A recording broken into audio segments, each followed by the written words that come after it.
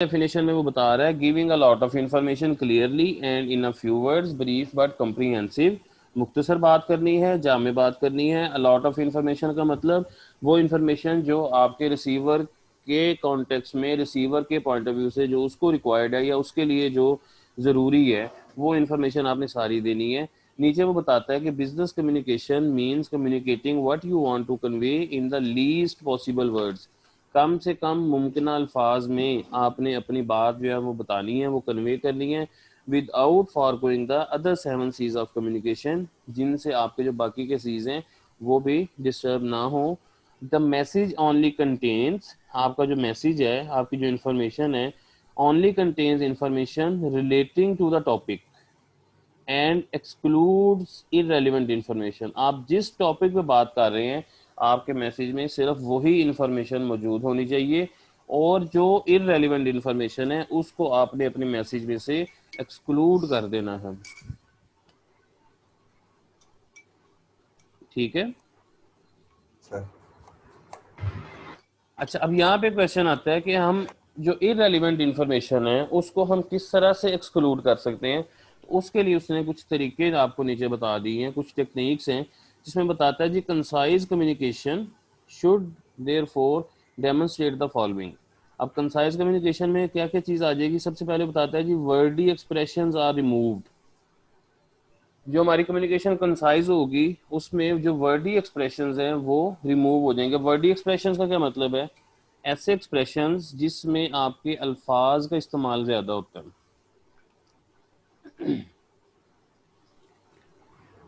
Number 1 वो बताता है कि use single words instead of long words और फ्रेजेस।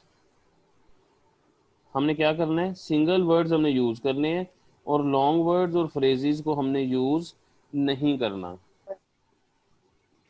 अब इसकी एग्जांपल आप अभी मैं आपको बता देता हूँ, आप ये देखें नेक्स्ट पेज पे। ये आपके लॉन्ग वर्ड्स या फ्रेजेस हैं, ठीक है, और ये उनके अगेंस्ट आगे उन्होंने क्या दिया हुआ है?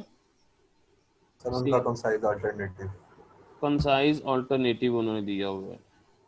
ठीक है। अब फॉर एग्जांपल ये है meet together.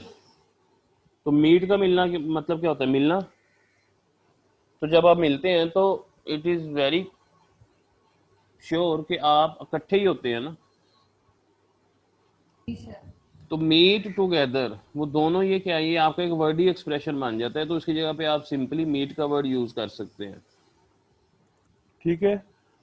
Due to the sir fact that, इसकी जगह पे आप सिंपली बिकॉज का वर्ड यूज कर सकते हैं। एट दिस टाइम के लिए आप नो का वर्ड यूज कर सकते हैं। तो these are wordy expressions and long phrases जिनको हमने क्या करना है? रिप्लेस करना है सिंगल वर्ड से। पहला पॉइंट क्लियर हो गया। Yes sir. फिर वो बताता है जी yes bullet sir. Points are an effective tool to help achieve conciseness. Bullet points बना लें आप। अब बुलेट पॉइंट्स का पता है आपको, इवन कि ये जो पॉइंट्स हम डिस्कस कर रहे हैं आप देख रहे हैं ये भी बुलेट्स की शक्ल में ही है। ठीक है। तो जब आप बुलेट पॉइंट्स बना लेते हैं तो फिर आपको वहाँ पे लॉन्ग सेंटेंसेस की ज़रूरत नहीं पड़ती, वहाँ पे आपको सेंटेंस स्ट्रक्चर करने की ज़रूरत नहीं पड़ती। बुलेट पॉइंट्स में वो चीज़ आपकी इफेक्टिव भी हो जाती है और आपके ऑटोमेटिकली वो कहता है कि आप वहाँ पे कंसाइजनेस भी अचीव कर लेते हैं। Avoiding excessive and needless words underlines and highlights the main message।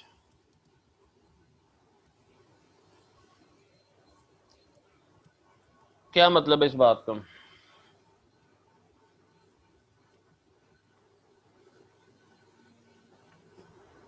अगर हम यूजलेस वर्ड्स नहीं सर पढ़ेंगे कह रहे तो हैं कि जो इजाफी और जो गैर ज़रूरी अल्फाज इस्तेमाल हुए हैं उनको अवॉइड करें, उनसे इज्तनाब करें, और जो मेन जो मैसेज दिया जा रहा है ना, बात का जो मेन पैगाम है, उसको सर अंडरलाइन कर लें या उसको हाईलाइट कर लें। सर मेन पैगाम को हाईलाइट कर लें और गैर ज़रूरी बातों से इज्तनाब करें। और जी कोई और बताए। जब यूजलेस वर्ड्स हम यूज नहीं करेंगे तो मैसेज इजीली और जल्दी कन्वे होगा, इफेक्टिवली कन्वे होगा। ठीक है, कोई और बताए। सुभान आपको समझ आ रही है बेटा? जी सर। बताएं जरा इस बात का क्या मतलब है। गैर जरूरी बातों से इज्तनाब करना है, शॉर्टली अपना मैसेज देना है और वो हो भी कंप्लीट। अच्छा ठीक है, अब्दुल्ला रियाज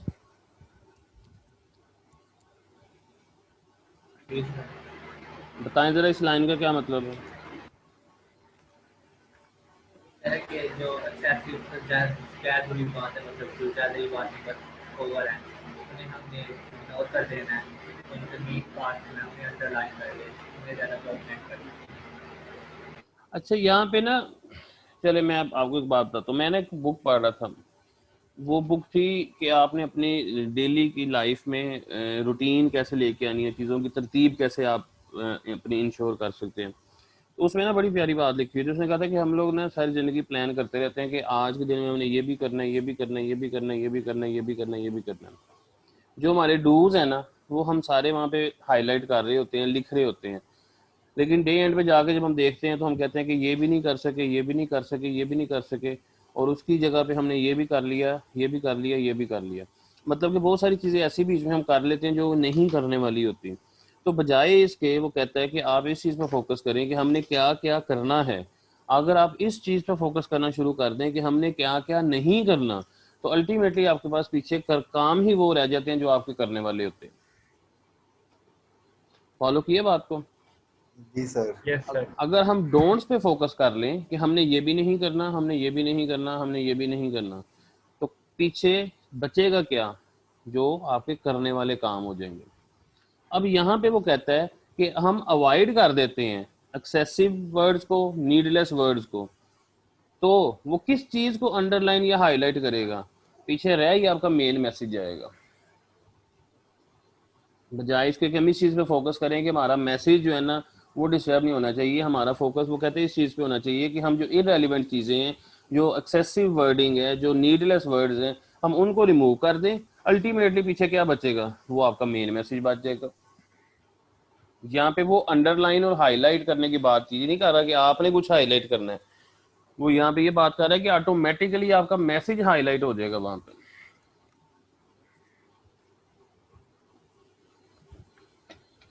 कुछ समझ आई है? सर यस सर, समझ आ गया। Yes sir. फिर वो बताता है जी only relevant information should be included. अब ऊपर उसने बात क्या की है कि नीडलेस वर्ड्स को हमने रिमूव करना है, एक्सेसिव चीज़ों को हमने निकाल देना है।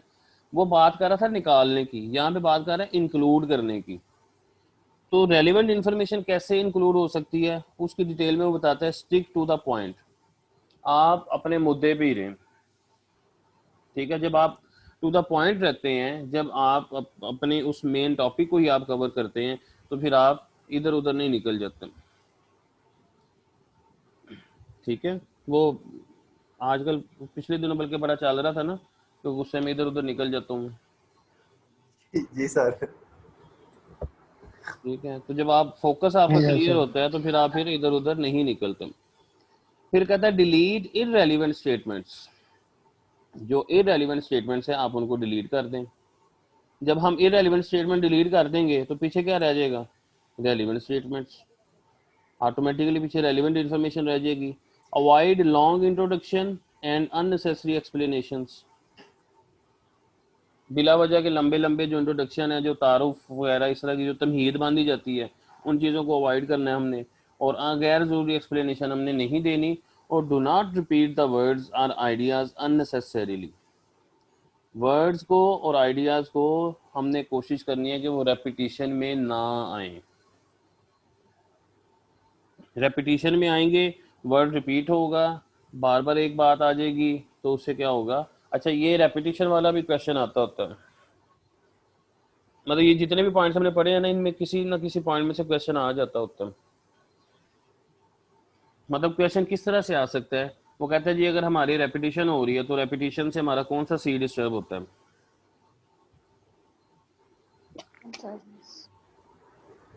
और ये चैप्टर 3 बहुत इंपॉर्टेंट है।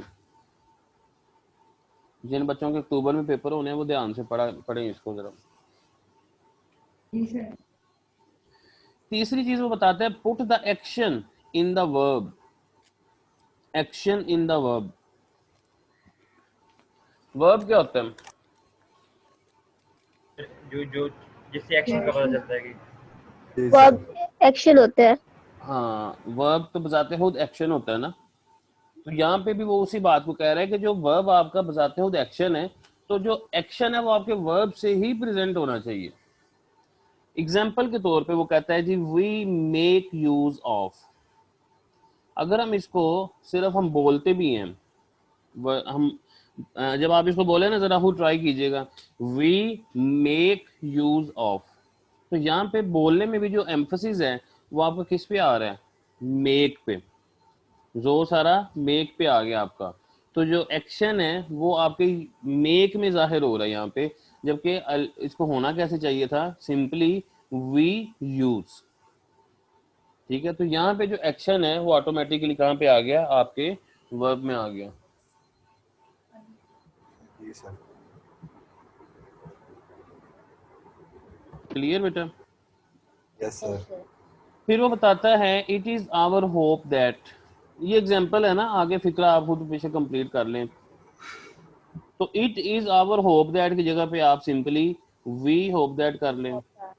X is an indication that y, उसकी जगह पे आप बता दें जी x indicates that y, provides a justification for, simply it justifies. तो ये हमने क्या किया बेसिकली, हमने जब अपने वर्ब में हमने एक्शन को इस्तेमाल किया तो ऑटोमेटिकली जो हमारे नीडलेस वर्ड्स थे या जो एक्सेसिव वर्डिंग थी वो हमारी बीच में से रिमूव होगी। क्लियर बेटा? Yes sir. वो नीचे फिर रेपिटेशन की बात कर रहा है, unnecessary repetition should be avoided. Concise messages, ये डेफिनेशन आती होती है ये वाली, concise messages are non repetitive in nature although occasional repetition may be required to emphasize a key point।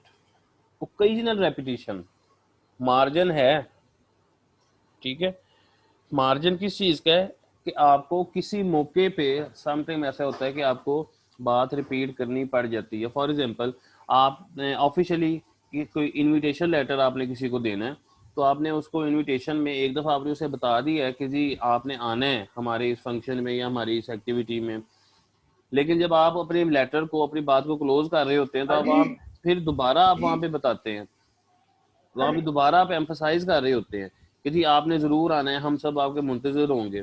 तो इस तरह की समटाइम सिचुएशन जब बन जाती है तो वहाँ पे वो कहता है कि जी किसी की पॉइंट को, किसी खास बात को आप एम्फसाइज देने के लिए, एम्फसाइज करने के लिए आप ओकेजनली रेपिटेशन कर सकते हैं। अब एक ओकेजनल रेपिटेशन की एग्जांपल में अगर आपको दूं तो जैसे हमारी एक एडवर्टाइजमेंट है, एडवर्टाइजमेंट भी एक मैसेज है, तो वो एक ही ऐड होती है, वो बार बार भी आ रही होती है, वो उस मैसेज की रिक्वायरमेंट है। वो जितनी ज्यादा दफा वो ऐड आएगी उतनी ज्यादा जो है ना वो चीज आपके माइंड में होगी, और जितनी ज्यादा वो चीज माइंड में होगी उतनी ज्यादा आप उस चीज को परचेज करने के बारे में सोच रहे होते हैं। तो वो एक मार्केटिंग की टेक्निक है वो भी मैसेज ही, लेकिन वो एक ओकेजनल सिनेरियो बन जाता है आपका। समझ आ गई बेटा?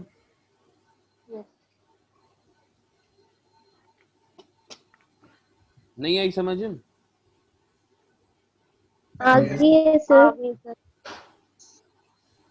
फिर वो बता रहा है अवॉइड लॉन्ग इंट्रोडक्शन, ये बात ऊपर भी वो कर चुके हैं, unnecessary explanations and over politeness. Politeness अच्छी चीज होती है लेकिन ओवर पोलाइटनेस आपने शो नहीं करनी।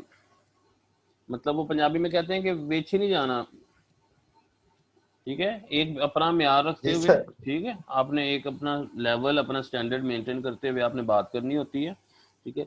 ओवर पोलाइट नहीं होना, क्योंकि जब आप ओवर पोलाइटनेस की तरफ जाते हैं तो अल्टीमेटली वहां पे फिर आपको अल्फाज का सहारा लेना पड़ता है।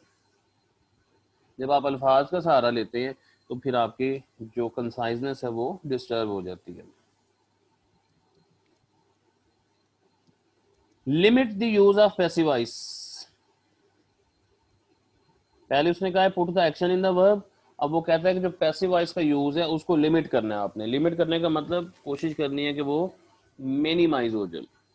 For example instead of saying and, अच्छा ये एग्जाम्पल हम बाद में डिस्कस करते हैं, आप वैसे ही देख लें, आप लोगों ने एक्टिव पैसिव पढ़े भी होंगे जिंदगी में Yes, कभी sir. ना कभी, अगर अभी तक आप Yes, एक्टिव, sir. सर पढ़े हैं। अच्छा पढ़ लिए हैं। अब उसमें आप ये देखें कि आपका जो एक्टिव सेंटेंस होता है वो कंसाइज होता है या पैसिव सेंटेंस कंसाइज होता है? एक्टिव। सर इतना याद Active नहीं। आता है. Active. Active sentence Active. आपका कंसाइज होता एक्टिव है, सर। पैसिव आपका लेंथी हो जाता है। ठीक है, ये उसी कॉन्टेक्स्ट में उसने यहाँ पे एक एग्जांपल दी हुई है, an analysis of aged receivables can be found in appendix B of this report. Analysis है aged receivables, Yes, sir. Receivables किसे कहते हैं? रिसीव करने वाले जो चीज़ हमने Which are receive able to करनी, receive. हाँ, और जो एजेड का रिसीव मतलब की जाती है।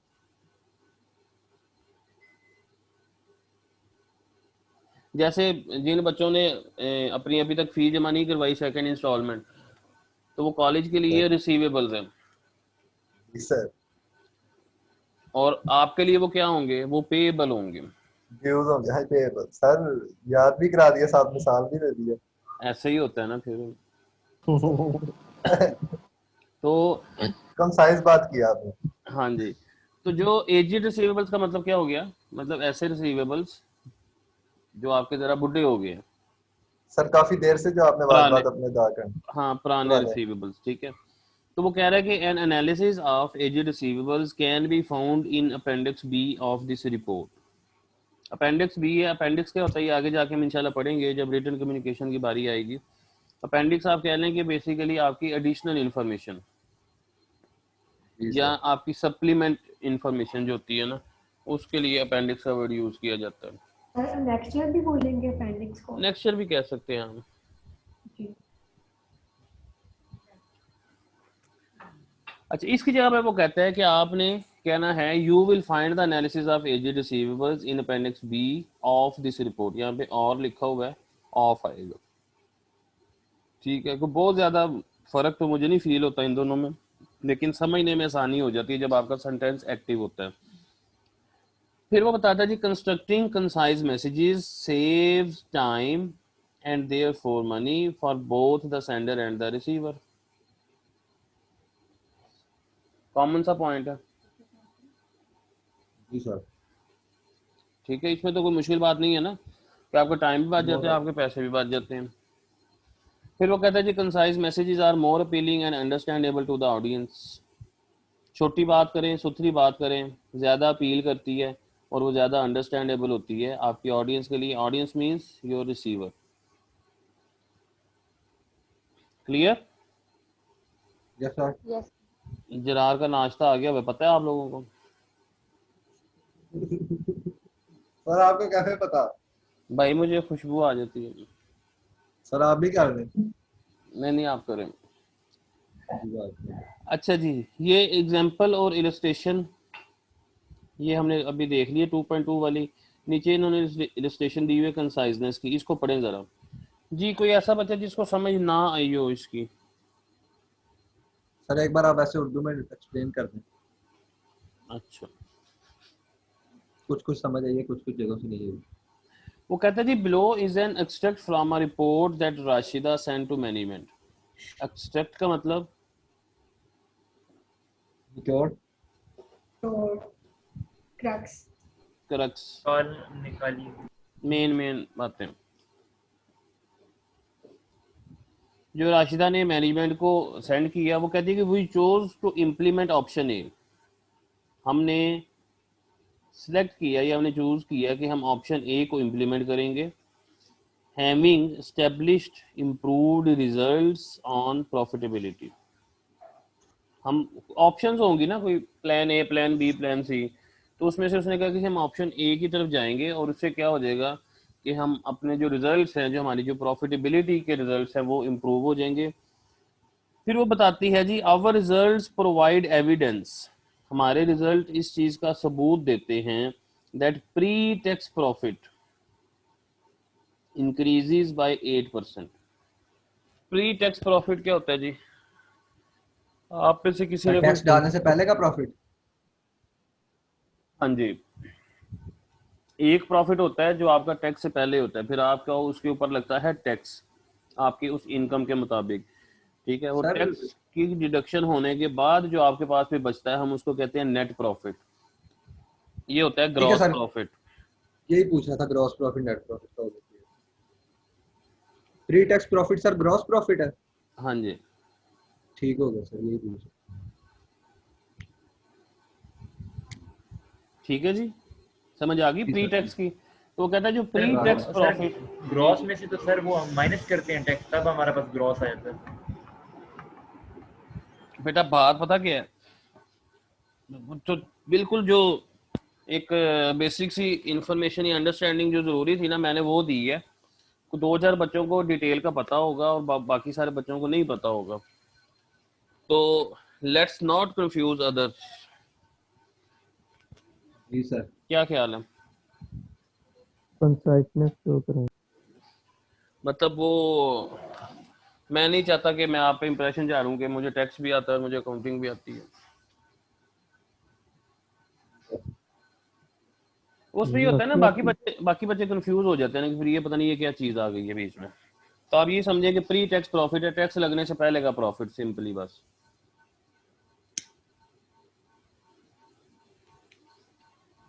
ठीक है। सर आप पढ़ाते हैं सर? अब आजकल तो नहीं पढ़ा रहा, लेकिन पहले पढ़ाया हुआ है बेटा, MBA M.Com वगैरह को। सर अभी आप PSA में आगे अगर कोई लड़का कैफ का सब्जेक्ट पढ़े तो आप उसको कौन सा सब्जेक्ट पढ़ाएंगे? BMBS ये कौन सा है कैफ, कौन सा है कैफ नंबर? 4, कैफ 4 पढ़ाऊंगा। और उसके बाद फिर आप जब CFAP में आ जाएंगे फिर आपको BMS business management and strategy वो पढ़ाऊंगा। ठीक है। एक बीच में PCSE होता है, presentation and communication skills course, वो भी आप लोगों ने करना होता है, वो भी करवाऊंगा। जी सर। अच्छा जी, हम बात कर रहे थे, वो कहते हैं जी our results provide evidence that pre tax profit increases by 8%। The analysis in appendix A goes into more detail. वो कहता है जी अपेंडिक्स ए में, अपेंडिक्स क्या है जी? एडिशनल इन्फॉर्मेशन आपकी एक रिपोर्ट के साथ जो सप्लीमेंट इन्फॉर्मेशन होती है उसको अपेंडिक्स ए उसने कहा है। Goes into more detail about profit by product line and provide support for the decision. आपकी जो प्रोडक्ट लाइन है, प्रोडक्ट लाइन का मतलब आपकी कोई भी प्रोडक्ट, उसके हवाले से जो प्रॉफिट है उसकी जो इन्फॉर्मेशन है वो कहते हैं उसमें डिटेल में सारी दी गई हुई है। और हम उस इन्फॉर्मेशन को क्या कर सकते हैं, वो किसी डिसीजन के लिए वो बड़ी सपोर्टिव इन्फॉर्मेशन होगी। अब ये उसने जो है ना बेसिकली एक मैसेज दिया मैनेजमेंट को। अब वो नीचे बताता है कि जी आप इसको अगर कंसाइजली आप इसको देखेंगे तो क्या हो सकता है कि वही इम्प्लीमेंटेड ऑप्शन ए, ऊपर लिखा हुआ है we chose to implement option A, तो put the action in verb आ गया, we implemented option A having established improved profitability. और उससे क्या हुआ कि हमारी जो प्रॉफिटेबिलिटी है वो इम्प्रूव हो गई। Our result suggest that, result हमारे बताते हैं कि pre tax increases by 8%। Appendix A details, ऊपर बताया हुआ है गोज इनटू मोर डिटेल, यहाँ पे लिखा हुआ है डिटेल्स, ठीक है। Appendix A details profit by product line and supports the decision. तो ये कंसाइज भी है, अंडरस्टैंडेबल भी है, और आपका एक इंफॉर्मेशन कंप्लीट भी है।